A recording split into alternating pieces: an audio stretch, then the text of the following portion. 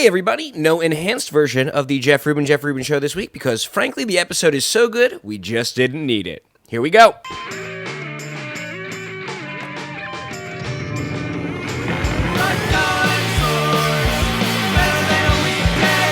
Hey everybody, this is the Jeff Rubin Show. I am Jeff Rubin, and joining me today on the old Skype-a-majig, all the way from Austin, Texas, is Henri Mazza, Chief Creative Officer of the Alamo Drafthouse. Welcome to the show, Henri. Thank you, Jeff. The Alamo Drafthouse, for those that aren't familiar, has been called the best movie theater in the country by people like Entertainment Weekly, Wired, Fandango, and frankly, I tend to agree with them. Henri, what is the Alamo Drafthouse and what makes it so special?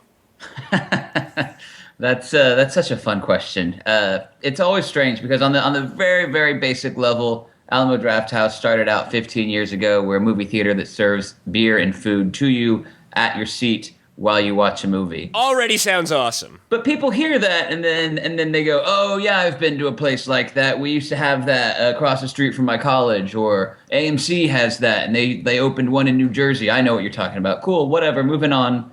And it's because over the years we've kind of become so much more. That was the thing that got people in the door initially, but now we think of ourselves as this whole sort of brand for the geek culture, and the Alamo is our flagship church. And inside that church, we just create the ultimate movie lovers environment. So we go beyond not just serving you beer and food, but we do that without bothering you. And we don't play any commercials before the feature. And we got really famous last summer because one of the advertisements that we made telling people about our policy that we actually do kick people out if they are talking. Okay. That ruins the movie experience for people. So let's take those one at a time. First of all, let's talk about the food and drink. Right. I think some people, if you haven't seen a theater like this, you may be initially skeptical that you can get served food, and I'm talking like plates of hot food during the movie without being interrupted or interrupting those around you. How do you actually work that out? Well, the first part is if you want to order something during the movie, you've got to write it down. And you just kind of write it down on a piece of paper and stand it up on a clip in front of you. So that's going to get the waiter's attention, and the waiter's going to come and pick that up and then get out of your way, all in a matter of a half second. Also, you have a table in front of you, too. You're not just like in a movie theater seat. You've got a table in front of you, but you're in a movie theater seat, too. Some of the other places will do it where they're like, here's a comfy couch, and then you get a little armrest that you pull out. And ours is based on kind of traditional movie theater seating where there's a row and a row and a row, but we pull out every other row and put in a table design. And we've recently been updating our table designs, but the basic idea is that you're still in a movie theater seat, a very comfortable, nice movie theater seat, but one that's like bolted down to the floor, facing the screen, and the table is in front of you with that clip, and it also holds your food. So, but you're not eating a bowl of pasta in your lap or anything. Like, you can eat like a human. You can eat like a human. The table is sometimes a little bit out of reach, so I often pull like a bowl of salad into my lap. We don't have pasta as much, but you'll have a pizza, and you'll put the pizza on the table, but kind of hold the slice over a napkin on your lap or something. And the drinks, you guys do something fun with the drinks, too, where there are themed drinks based on the movies that are showing. Yeah, well, we'll do themed menus and themed drinks around all sorts of stuff. And so we only have a couple of locations right now that have a full liquor license because we are based out of Texas, and the Texas Alcohol Beverage Commission is crazy. I believe that. How many theaters are there? We have 11 right now, with another, at least one more opening this year, possibly another 3 opening this year. Wow, so you guys are expanding pretty quickly now. Yeah. So what are some examples of some themed food and beverage items? Like what's being served right now with what movies? Well, one of our favorite things to do isn't as much we've got some food specials with new release movies. We've got a lamb stew and in a baked bread bowl that goes along with the Hunger Games, which is really nice because the kids are starving and you kind of feel like you're in the Capitol eating this really great food. But we'll also do entire feasts around a certain title. So we'll do that with a lot of repertory stuff. Our most famous and biggest one is we do the Lord of the Rings trilogy with a different Middle-earth meal at every Hobbit eating time. So you've got 12 movies and like 11 meals. So is that all 3 movies back to back to back? Back to back to back. And you're being fed the whole time. Yeah, all day. And you eat only when the hobbits eat? Well, the hobbits in the books have like the 11 different hobbit meal times. And so you've got, and they allude to it in the movies with the, what about second breakfast? Right, so right. we don't make you skip second breakfast because you're not on a quest. You're just watching other hobbits on a quest. So you eat when the hobbits were supposed to eat. That's so fun. It's such a nice detail. And you guys don't admit anyone into the theater that's under the age of 18, correct? We do if they're with a parent. It's between 6 and 18 with a parent. So we're still, family friendly, but we're not drop off your teenagers and let them make out in the back, making everybody else uncomfortable friendly. How much does serving food and beer make up for not being able to sell tickets to, teenagers on a Friday night? Well, we don't lose anything from not being able to sell tickets to teenagers on Friday night because adults like going to a movie theater that teenagers aren't at. So we're usually at capacity, especially at our Austin locations. Yeah. Weekend. Nobody under 18. Just a terrific policy. I'm sorry if anyone is listening to this show and they are under the age of 18. But if you are listening to this, you're probably one of the cool ones and you can understand why it'd be terrific to have a movie theater where no one else from your high school is allowed to go. Do you admit really cool 17-year-olds by themselves? If they if they're into old John Carpenter movies or something, you're like, come on. I think we've done that twice. There was a friend of Tim's early on that pleaded because he really wanted to watch the Gremlins on the big screen. Wait, who's Tim? Tim League is the owner, founder, and CEO. Okay, and he really wanted to see Gremlins on the big screen. Perfect.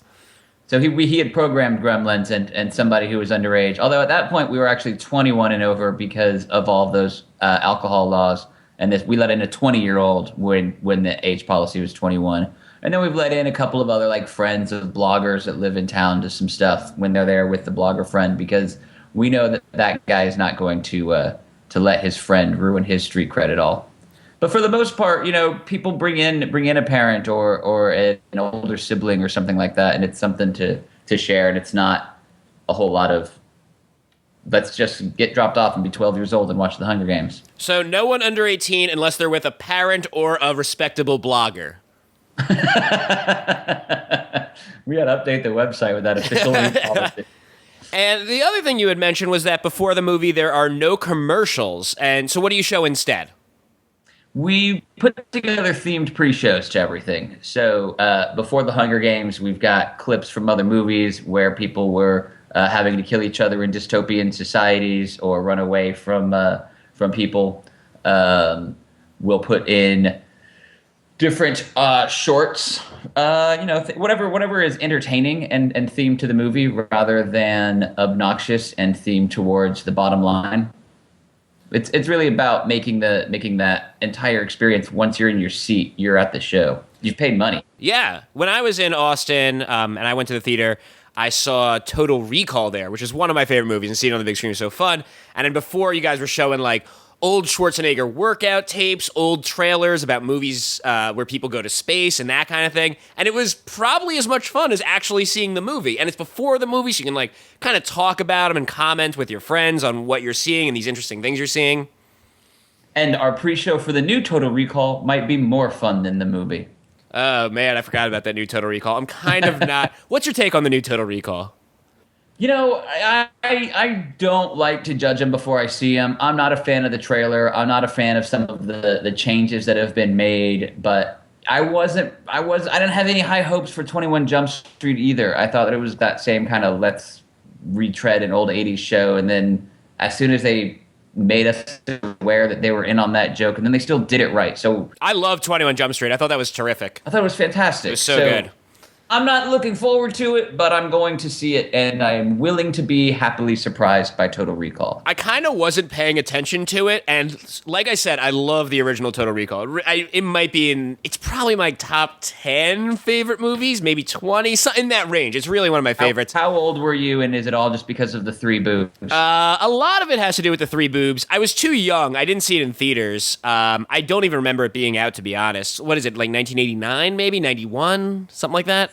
Something like that. So I was too young to see it in theaters, but I've seen it many times since. The point where I started dreading the remake was there was a trailer for the trailer.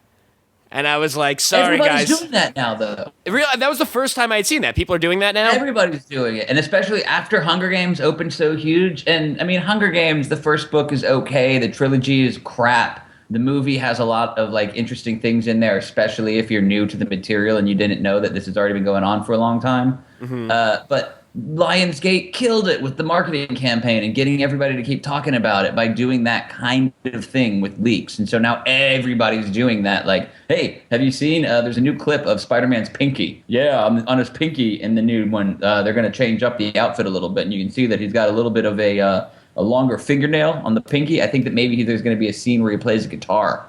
I don't mind them like slowly leaking out information like that, though it is a little annoying. But what I found so egregious about the Total Recall example was that there was a trailer, and then at the end of the trailer, they have the chutzpah to be like, come back and watch the actual trailer in a week. It's an ad for an ad, and I found that just really grating and just insulting just in principle. I don't know. It all feels the same to me. I'm fascinated by it. It is like, I love that slow leak too, because I love talking about Spider-Man's pinky. But Yeah. the ad, it's kind of that same kind of deal, and I think it's here to stay, and we have to learn to enjoy it now. One of the other things you mentioned up top that we grazed by, now I want to come back to, is your very, very strict no talking policy. I think most movie theaters, they show something where they're like, by the way, don't talk during the movie. In fact, I saw, whatever I saw recently, maybe it was the Hunger Games, I believe the Lorax came out and did the don't talk before the movie so thing. obnoxious. So, but you guys, you take that seriously. We do, and we always have, because we'll do a lot of that repertory programming, and in our original theater, people mistook repertory programming for movies that are funny because they're old, and so we should make jokes during them. And we don't view them that way. So that's really where it started, and we were just like, you guys, I get it. We're playing some Russ Meyer stuff, but that's because Russ Meyer's a genius, so shut up. And then it just kind of stuck as we started doing more and more new release programming, because even if you are in Transformers 4 and you think that there's something funny to say it later, or write a whole comedy show around it, and maybe we'll have you come out and give you a microphone. But How often do you have to kick someone out? like 10 times a year. But so the other piece is we've got the waiters in there. So all the other theaters put up that warning and say, silence is golden. But they don't have anybody that can do anything about it, because there's a high school kid working tickets, and then he has to sell you popcorn, and he has to go up and start the projector. We have the servers in there that are servicing you, not just bringing you food, not just taking your order, but taking care of the room. So people write down, hey, this guy next to me is being a jerk.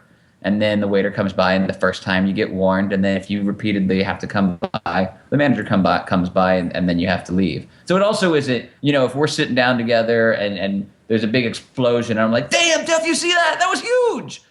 People will go, shh. It's not like, we warned you. You have to go, sir. What's your policy on texting during the movie? Because I think that's not quite as annoying, but it can be very distracting. Well, that was actually the piece that went viral, was a woman who had texted, and we kicked her out. Can you describe that video for those that haven't seen it? Yeah, well, so the whole texting policy, and we'll go through that video too. We weren't sure, because I kind of like, again, it's like you can check a text discreetly in your pocket, because people are like, what if my house is on fire? I need to know, and if I look at my phone, I'm going to get kicked out. No, like, you can look at your phone and see that it's not a house is on fire. It's just like, do you want to go to dinner later? Just don't fucking pull out your phone and answer if you want to go to dinner later in the movie. If you need to answer that badly, step outside, because it's not as loud as somebody talking and having a conversation. But the lights are so bright, and if it's a movie with a lot of dark moments, it's really, really distracting to the people sitting next to you and behind you. It's not even just sitting next to you. I saw a movie recently. I can't remember which one. But no, I do remember which one. It was John Carter. Maybe I just didn't want to admit to myself which one it was. And there was someone who was half the movie theater away that was checking their phone the whole movie. And, the theater is very dark. So when someone pulls out their very bright phone, it's really distracting. Maybe that's why I didn't like John Carter. No, that's not why, but it didn't help. Yeah, it didn't help. So we had somebody who was texting ridiculously during Water for Elephants, and had been warned. Then the manager came up and kind of had to sit in front of them for 40 seconds before they looked up from their phone to see that the manager was in front of them, and then took them out into the lobby and said, hey, listen, we've warned you a bunch of times. We need you to go. So this girl brilliantly called us back to tell us about how stupid we are and how she goes to all the other theaters in Austin and no one ever gives a fuck about what she's doing on her phone. And so she's never coming back to this stupid Alamo Drafthouse. She's going to tell all her friends about how crummy we are. Actually, she said how shitty we are. And she left that voicemail on our private events voice message, and they promptly gave it to the GM of that location, who promptly gave it to the creative department. And we spent 15 minutes listening to it over and over again. And then I promptly started turning it into a video piece that we could put up on screen and then put it up online. And now something like 5 million people have seen that. Wow, I did see it everywhere. I didn't realize that many people had seen it. Can I play a clip from it now? Sure. Yeah, I was wondering if you guys actually enjoy treating your customers like a pieces of shit, because that's how I felt when I went to the Alamo Drafthouse. Okay? You know what? I didn't know that I wasn't supposed to text in your little crappy-ass theater. It was too fucking dark in that place for me to find my seat, all right? I was using my phone as a flashlight to get to my fucking seat. So excuse me for using my phone in USA, the United States of America, where you are free to text in a theater. I was not aware that I couldn't text in your theater, all right? I've texted in all the other theaters in Austin, and no one ever gave a fuck about what I was doing on my fucking phone, all right? And it was on silent. It wasn't on loud. It wasn't bothering anybody. You guys, obviously, were being assholes to me, and I'm sure that's what you do, you know, to rip people off. You take my money, and then you throw me out. You know, I will never be coming back to your Alamo Drafthouse or whatever. I'd rather go to a regular theater where people are actually polite. And, you know, I'm going to tell everyone about how shitty you are. Did you ever get any flack from her? Did you ever hear from her again?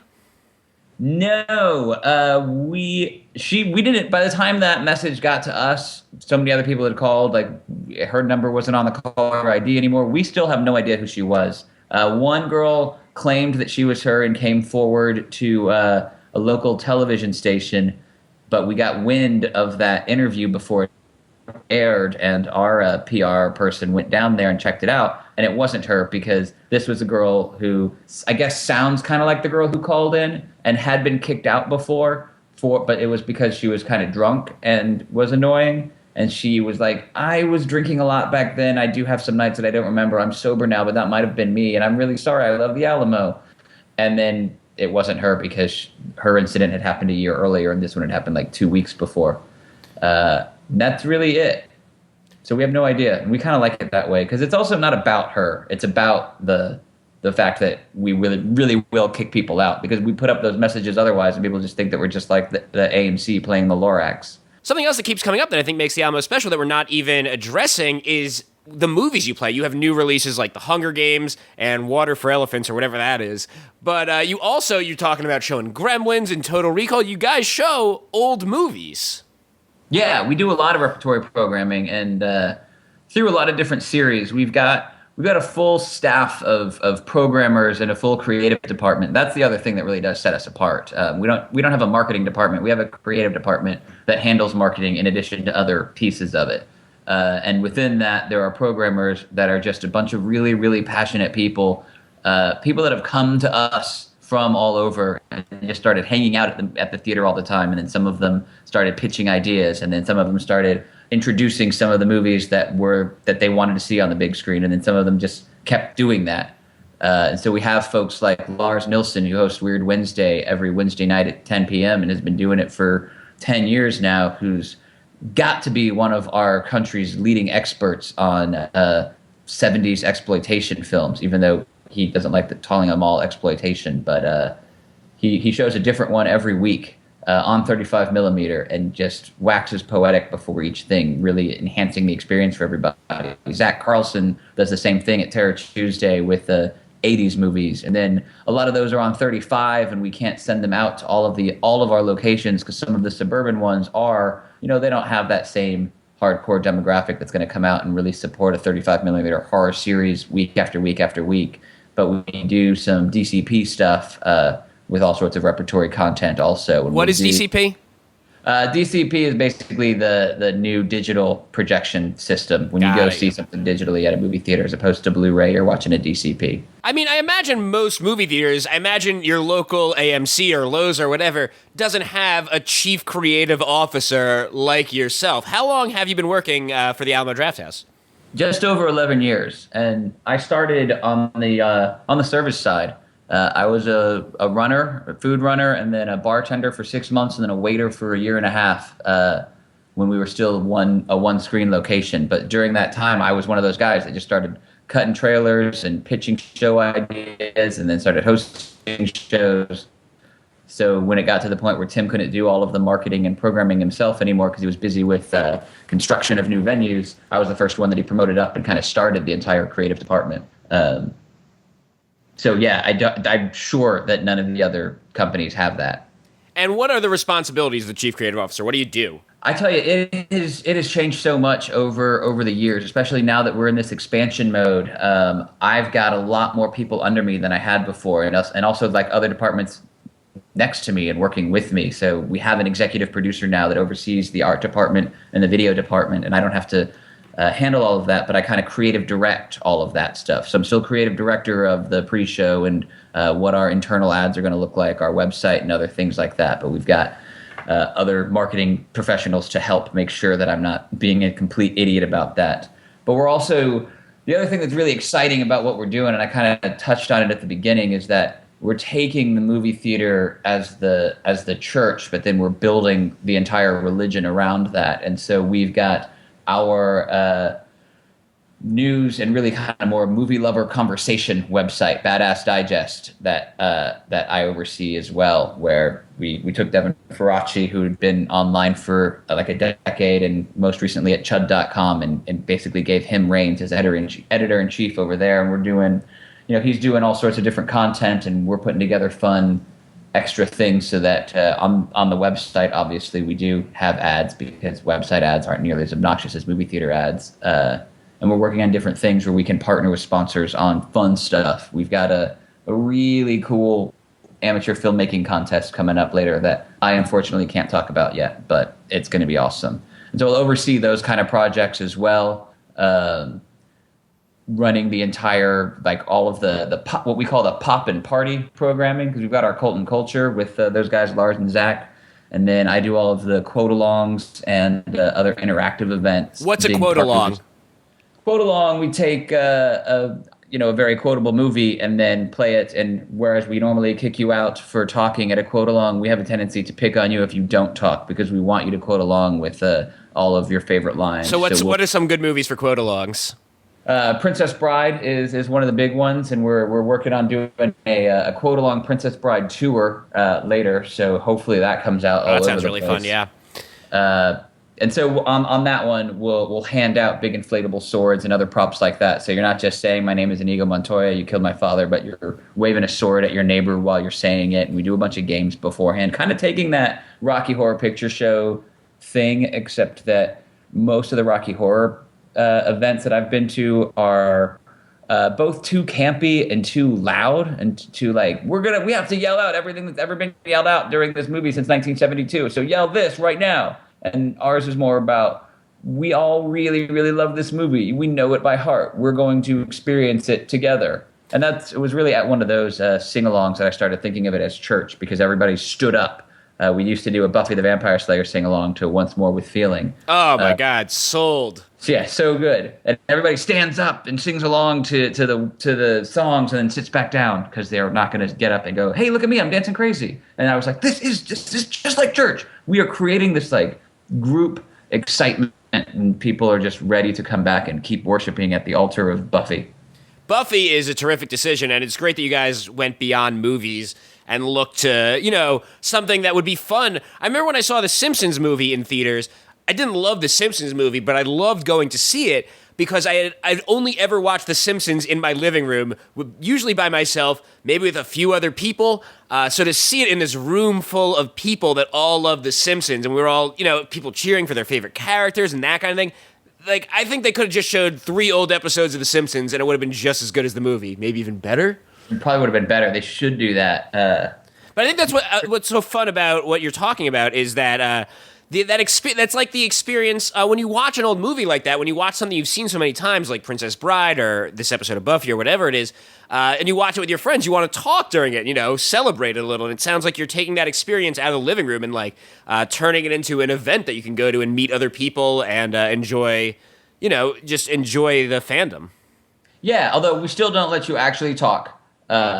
Like you can in your living room and there aren't commercial breaks, but you experience it together, and it is such a different thing. And so it's not being talked about as much now, but 3, 4, 5 years ago, people were having that conversation that comes up every 10 years or so about, well, are movie theaters about to be extinct with new 3D televisions and Blu-ray technology at home? Who needs to go? But it's not about having the biggest IMAX screen in town. We don't have an IMAX screen, and we trounced the IMAX in Austin. It's not about having the loudest sound. I mean, it's about having the best presentation and the best quality that you can. But at a certain point, hey, guess what? We've done it. There's beautiful digital surround sound. Now it's about getting together with a group of people and enjoying something collectively that then becomes this experience. And it's not just collectively with the people that you go there with. You can go by yourself and then still have that group experience, even if you don't have any friends that you can talk about it with over a beer afterward. I never understood why more movie theaters don't show old movies. Like, I know everyone's got to go see that Zac Efron movie and it's got to get X amount of screens. But even in New York, which, if anywhere is going to have it, it seems like it should be here. There's I would pay full movie price to go see the original Superman or Gremlins or any of these movies we're talking about. And you really don't see that very often. I think you're going to start seeing it more. A lot of it was because with a 35 millimeter print, one of these large chains, there's not a whole lot of prints out there, and AMC doesn't care about that one theater in Times Square getting the Gremlins. Like, they've got bigger problems. Now that things are available digitally, you're starting to see a little bit. Taxi Driver did it through Fathom Events, I think. Fathom Events puts on some stuff. I always see the ads before the movies. I've never gone to one, but I do think once or twice I've been like, I would see that. Yeah, and they're trying. They're doing that with that. They're using repertory content as alternative content more and more, and theaters are certainly catching on to the fact that if you play something that isn't Hunger Games on Tuesday at 10, you can draw more people than you can if you do play Hunger Games. So it's going to happen. That part is something that on some level makes me go, dang it, we started that. No fair. But on another level makes me go, that's actually why we got into this. It's not just that we're saving the movie theater industry with our own brick and mortar stores, but I think that we're having an effect on the culture that is dovetailing really nicely with what's happening with technology. So I do think anyone that's into movies is aware of the Alamo Drafthouse and what they're doing. I know Harry Knowles has his thing there. Like, who are some people? Harry Knowles is the first one I listed. Who are some people that have hosted events there? Oh man, that list is crazy huge. Harry Knowles was early on because he lives here in Austin. I thought of him because I thought of Austin people. Has Tarantino done anything there? I associate him with Austin too. Yeah, that is largely because of us. Also, he for years he would come down every year, every 2 years, and take over the theater for 2 weeks during his Tarantino festival. And so a lot of times before he's making a movie, he'll come down and show a lot of the old movies that are kind of rattling around in his head. I think the last full QT fest he did was before Kill Bill, so this is years ago. But there was this whole night of revenge movies, and you're like, oh, this is what he's doing. This is how he's writing that. That's awesome. We did a premiere of Inglourious Bastards at our Ritz location on 6th Street. This is one of my favorite stunts that we've ever done. And we didn't tell him that we were doing this, but we did like this. It was going to be this all-night marathon of starting with Inglourious Bastards and then other war movies that had kind of influenced him, and he was hosting the whole thing.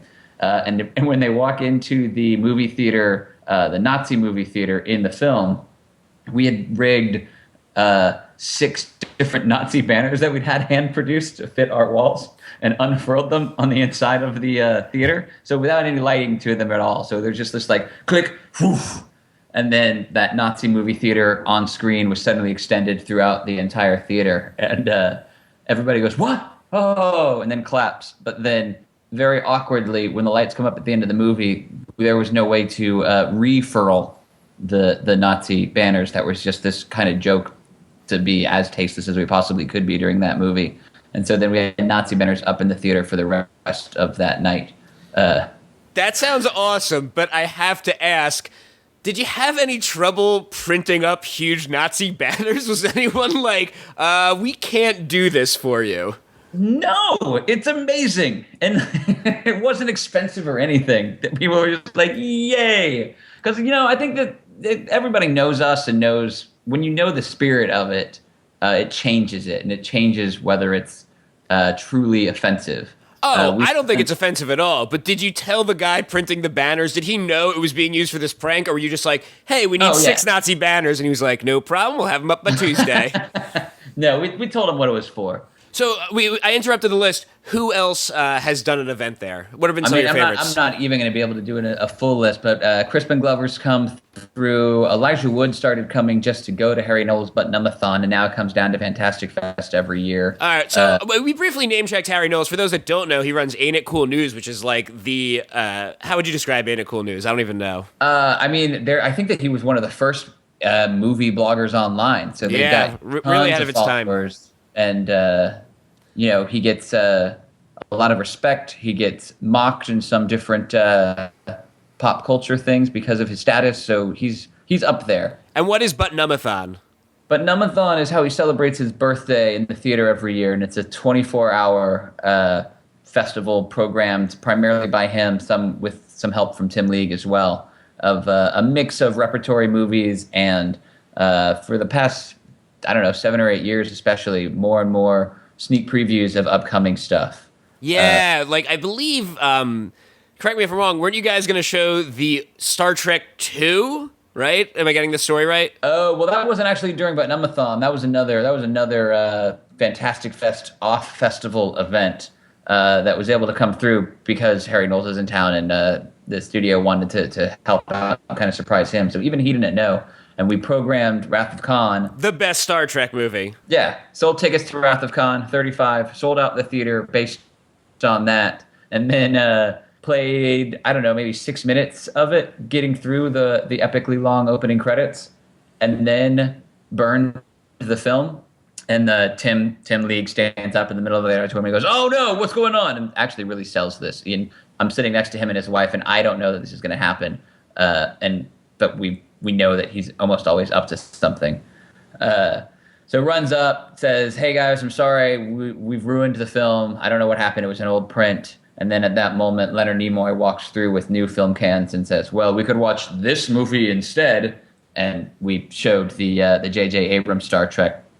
I think before even the world premiere in Australia. I think so, too.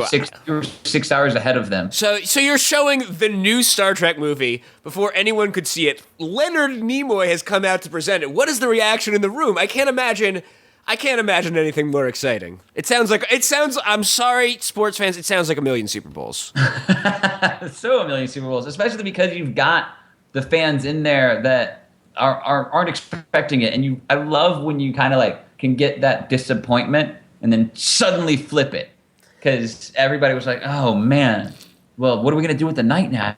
This is horrible. And then he walks out and you're kind of like, wait, what? No, I mean, what's really happening? No, wait, what's really happening? What's really happening? Oh my God. Yeah, it was kind of like that in the room. I mean, especially if you can surprise Star Trek fans, the most jaded, I'm just internet nerdy, savvy people, to pull one over on them is really something. You're risking a lot by calling them the most nerdy people on the internet right now. Well, Star Trek fans, kind of like Ain't It Cool News, way ahead of its time. I think there's other followings that rival Star Trek fans, but Star Trek fans were, they were doing fandom first. That's true, but now I would like to have an event where I make Star Trek fans fight browncoats from Firefly. I don't know who would win that. How much Firefly related material have you done at the? I don't even know why. I'm just assuming you've done something. Oh yeah, we've done everything. I mean, we've done full Firefly marathons. We've done Serenity. We do Serenity every year on Josh's birthday with one of the Browncoat Foundation people. That's such a strong group of fans. It's incredible and infuriating at the same time because you wish that you could get them to watch other stuff as much. Of all these fan communities that you're dealing with, is there one that stands out in your mind as the most hardcore? I don't know. And I mean, what I really like about what we do, and this is where, all the other stuff is how we set ourselves apart from the other big chains. But the way that we set ourselves apart from a lot of, there's a lot of really cool independent theaters around the country doing really great stuff. And there's a lot of places where you can go see repertory content. Not a lot in New York, but there you've got groups like Rooftop Films and some of the different people doing rep movies in the parks pretty well. But obviously it's expensive to build a theater there. But in Boston, they've got the Coolidge and the Brattle, and you've got the Music Box in Chicago, and you've got the Castro and the Roxy in San Francisco. And there's a lot of places that do a lot of cool stuff. But one of the things that we did early on, really just by chance, was started programming to a lot of different groups because we had a couple of different programmers that were just programming to their passions. And so, I don't know, 4 or 5 years ago, I was over at my girlfriend's house and realized that she had a whole bunch of DVDs that we had never programmed. And I was like, oh, yeah, we don't have a girl on the programming staff. I bet that if I gave her one night a month, we would have this whole different show. And so she started doing girly night. And now every other Tuesday, there's a girly night at 7 o'clock where we sell out the theater to 26 to 34-year-old women that come in, have some wine, and watch classic slumber party stuff like Clueless or Dirty Dancing. And then right after that, at 9:45, Zach hosts the Terror Tuesday, where we have a bunch of 18 to 23-year-old dudes in long black trench coats that come in and have some hot wings and watch a horror movie. And both kinds of groups are really just fans of what they have there and find a home inside the same four walls. And it's like those two groups of people haven't passed each other in the hall since high school. Yeah. They pass each other when one walks out and one walks in. And I think that that's one of the most beautiful things about what we do, and it makes it so that, there are some. The brown coats are. You tell the brown coats, hey, can you tell your people that we're showing Serenity, and they will tell their people, and they will go, and they're much more. By the way, organized. we should be clear. Brown coats are what Firefly fans call themselves. Yes, I like Firefly just to the point where I would call myself a brown coat, and then a little bit less. Right, and I'm like that. Like, I'm such a fan of all this stuff, but I do get too close to all of the fans, and then that makes it like, well, but I can identify as a brown coat. I also like girly night, and I like Mean Girls, so I'm just going to dress like a regular person and then enjoy all of it. Yeah, just to go back to that, you're saying girls like movies too? I've even seen them play video games. It's messed up. You just blew my mind. I'm fascinated by nerddom and how everyone is a little nerdy, and just the idea that, like, we're all getting that way, be it with Lord of the Rings or fantasy football or knitting. Like, you can get nerdy about all these things. And it sounds like you guys are programming to nerds, but not in the classic nerd Star Trek sense, but to nerds, to all different types of nerds. Yeah, I thought that it switched and they were geeks now. Are we back to nerds? I'm not. I don't know, but you know what I'm saying, like obsessives or who would go see this stuff. Yeah, certainly that's always going to be a core group of each thing, whether it's the collectors or the horror fans or the people that just like, I only like zombies. And then it spreads from there. Like the stuff going on with zombies right now and Walking Dead being such a huge success, even though the nerds hate it because it doesn't have the same kind of like tension as original Romero, and there's not nearly enough social commentary in this. Fascinating. I love it. I love it too, and it's growing. And even as more theaters decide to screen more old movies, it seems like one of the ways that you can separate yourself and define your brand is by which old movies you decide to screen. So when you can show anything, how do you decide what to show? Primarily by letting our programmers' passion run each series. And then some of the programmers run it where they remember what did well and they want to try to hit that same sweet spot again, and other programmers remember what did well and then say, but that's why we're not going to play that this month because we want to try this other thing. And it's just making sure that each thing is done from a place of real passion and personality. And then you kind of try to find people. Like I said, when I talked to Sarah and realized that we didn't have a programmer like that, so if we see a hole and we say, okay, well, can we find somebody that is passionate and knowledgeable about this, that can you kind of build a community around that personality? Is there a dream event in your mind that you would love to put on that you haven't been able to do yet? Because it sounds like a dream job, and that you've done. I mean, these things are incredible. Is there something you haven't been able to get to? There's always something. Yeah. So I have 2 dream events right now, and I'm trying to make both of them a reality within the next 12 months. One of them is a Trapped in the Closet sing-along, but also like featuring other R. Kelly videos, because I think a lot of hipsters know that R. Kelly is, or that Trapped in the Closet is mad genius, but just all of R. Kelly is. So I want to do like an R. Kelly show that's interactive. I want to do it around the country, and at every stop on this tour, I want to give away a special prize to come to the year-end like big thing. I'm hoping, and I haven't talked to them yet. So if you know anybody at IFC, tell them to call me, because IFC is going to do new chapters later this year, and I'm excited by that. And what I really want to do is put together a Step in the Name of Love video party where everybody gets onto a yacht on Lake Michigan, and we all have to wear white, and we just listen to R&B all night, and R. Kelly's there at the front of the boat just going, whoa, all night long. That's one dream event for sure. I find it interesting that your dream event isn't even a movie, and we've already talked about, doing tons of Firefly and Buffy stuff. That's both specifically Joss Whedon. But it's interesting to see all this stuff kind of bleeding together. Like, it's a movie theater, but it's more than just movies. I've always said it's big screen based entertainment, and it's about like that screen is the fire, and we come together around it, and we see different things in it on different nights. So yeah, music videos are also great, and music is great. So why not enjoy it? The other big dream event that I want to do, and I don't have it all fleshed out yet, but I'm going to do this soon, is a 3-night summer camp featuring like summer camp movies and TV shows with special guests as well. I'm trying to think, what are some summer camp stuff we're going to get into here? Sleepaway Camp, the horror movies, obviously. You do the horror movies. I want to do like one night of horror movies, another night of comedy. I want to like obviously do the Wet Hot American Summer of course stuff. And then I want to reach out to some of that Nickelodeon world. The Are You Afraid of the Dark? I don't know if that's on the horror night or another night. And Salute Your Shorts. Why hasn't there been a Salute Your Shorts cast reunion yet? And why has that not happened at a summer camp? And why have I not been there? I want to go to that. How do you think of these events? How do you figure out what's going to be next? A lot of it is just thinking about what I want to go to.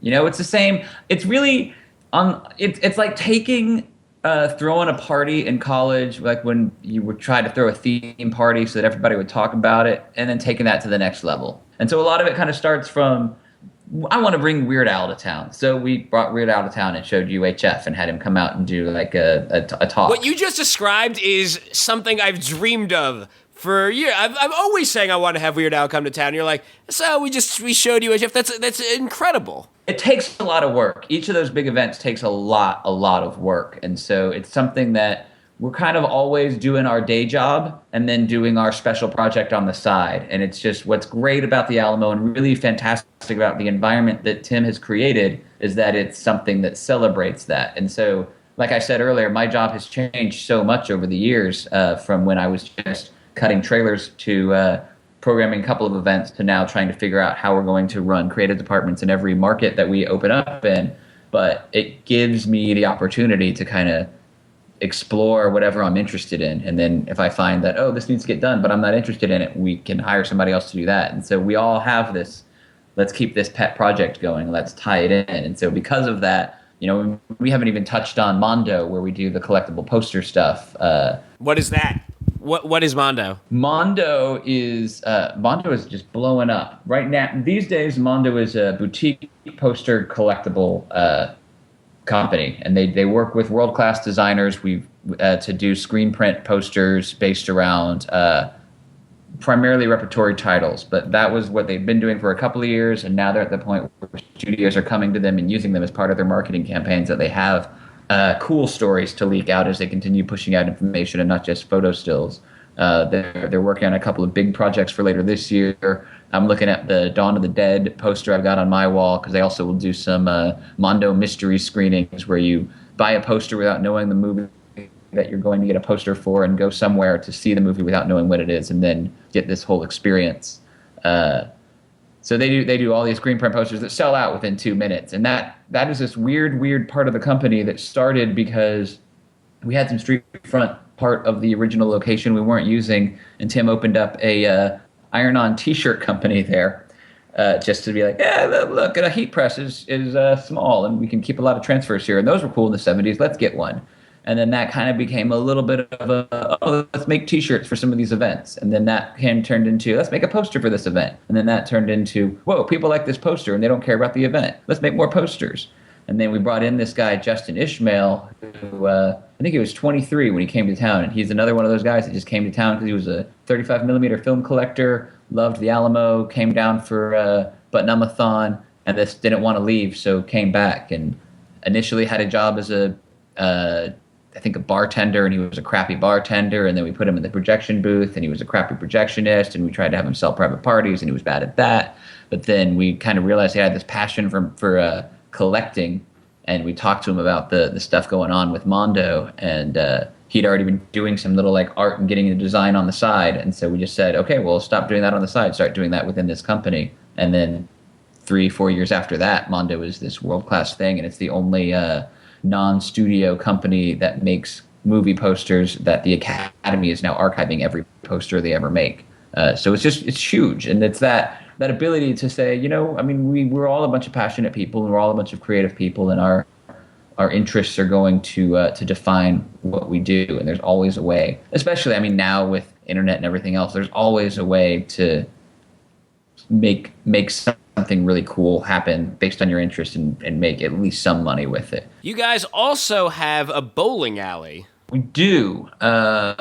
We have we really started this concept because we wanted to have initially a larger lobby for our locations, and we wanted our larger lobbies to not just be big movie theater lobby, but rather like a place where you could hang out before and after the movie. So we wanted to do a themed bar basically and have an event space there. And then we got this space in the same shopping center as one of our Austin locations, and it was an old Salvation Army, and we had to take the whole thing. And we had great ideas for the kinds of parties we could throw, where we do casino nights before James Bond and vampire proms before Twilight, because even a movie like Twilight, we like to celebrate and make as fun as we possibly can. There's Twilight nerds. There are. Twihards is their name. But this space was so huge, and so we started kind of putting plans together for a bar, and we didn't have enough parking spaces to make a bar or restaurant the size of the space. And the bowling alley came in initially because if you have a bowling alley, you take up a lot of the square footage of the space with the lanes, and that changes how it goes in with the city. And so we had that, our developer or architect had that idea because he was aware of that code. And then we were just like, of course, why do we own a bowling alley? So we got really into it. We bought retro vintage lanes that were from the 50s. We had the same guy that installed the bowling lanes in Nixon's White House come in and install them for us. And then we filled in nooks and crannies. We've got a ballroom event space where we'll do huge parties. We did a party for one of the last Harry Potter movies where we actually had these lighting guys come out and hang floating candles over everything so it could be the Great Hall. Had a interactive mirror that would show you your what you most desired. And then we have 7 different themed karaoke rooms in that space also, where we've got like a heavy metal room and a rapper's delight room. And the private karaoke thing is just so fun. I believe you and I have done private karaoke there together. I think we have, and I think I only remember half of that night. Little iffy. That's what happens in private karaoke rooms. It seems like you guys are able to get away with having a website and a poster store and all these things. Not even get away with, but it makes total sense that you'd be doing this because Alamo Drafthouse is, I mean, it's obvious at this point in the interview, but it's more than a movie theater. It's like almost a philosophy. It is, and it all like ties together. And for us, it really started with, well, we're talking to this audience, whether it's on the microphone before a movie or online to tell them about this movie. And then it became, we're not just talking to an audience, but we're having a conversation with them. And then it kind of becomes this, oh, whoops, we've built a culture. I had no idea that's what we were doing. And so the theater is the meeting space, but then the bar is the after meeting space. And we've started doing a lot more specialty bars. We took over a a brothel on 6th Street, literal brothel, that closed down, and we opened up a speakeasy inside that space just during South by. We've got a lot of other special little bars that we're opening up now too. So far, all of the Alamo Drafthouses are in Texas, and I think there's one in Virginia, maybe? Is that right? Yes, one in Virginia right now. But just announced, you guys are finally opening a bar in New York. Is that true? We are taking over. Not a bar. You guys are finally opening a movie theater in New York. Full theater. What took so long? It's hard to find property deals in New York. It's part of it. The other part of it is we've really only been focused on this kind of expansion for the past 2 years, and so that's been the biggest piece. Is it's been for the past 2 years we've been focusing on trying to find a space in New York, LA, San Francisco, major markets like that, and it's hard. And now we've announced it, but we've still got a good another year and a half of making it actually ready to open up. But hopefully within that time we can announce some other locations in New York too. Hopefully we can find a location in LA. Hopefully the new Mission Theater in San Francisco that we've already announced is up and running, and that's when it gets really, really fun. I'm already worried that the first show in 2013 or 2014 or whenever it is already sold out in New York, and I need to get tickets now. That's actually a good idea. As soon as I know the final number of seats, I think we'll just put tickets on sale and say, you have no idea what it is. Who cares? Let's do this. Just as you said that, The Dark Knight sold out there. Tickets are $60, no reason, just because we feel like this is a big city. And then that gives us a budget to do something really cool. You were saying that 11 years ago there was only one theater, and it seems like you expanded pretty slowly until recently. Do you think that's part of, this nerd culture kind of exploding? I think it's really just us growing up with it. And one of the things that gives us our charm is that we were a mom and pop. And, it was Tim and Carrie, and then really Tim and Carrie and me, and then Tim and Carrie and me and Mike Sherrill, who's our chief operating officer now. And Tim and Carrie had the only movie theater experience they had is that they had impulsively rented out a theater space in Bakersfield, California before moving to Austin. And that was this huge disaster, miserable failure.